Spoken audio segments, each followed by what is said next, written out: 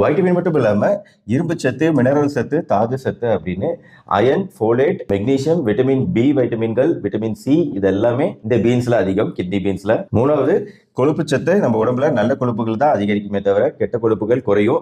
இதய நோய் உள்ளவர்களுக்கு மிக ஆரோக்கியமான உணவுனா அது இந்த பீன்ஸ் வகை, கிட்னி பீன்ஸ் வகை உணவுகள். நாலாவது இதோட கலோரி அளவுகள் அப்படிங்கிறது ரொம்ப குறைவு தான். ரத்தத்தில் சர்க்கரையை அதிகரிக்கக்கூடிய தன்மை அப்படிங்கிறது மிக குறைவு. லோ கிளைசிமிக் இண்டெக்ஸ் உணவு. அதனால சர்க்கரை வியாதி உள்ளவங்க தைரியமா தாராளமா சாப்பிடக்கூடிய ஒரு உணவு. பட் ஒரு கப்பு 100 கிராம்ங்கிறத ஞாபகம் வச்சுக்கோங்க.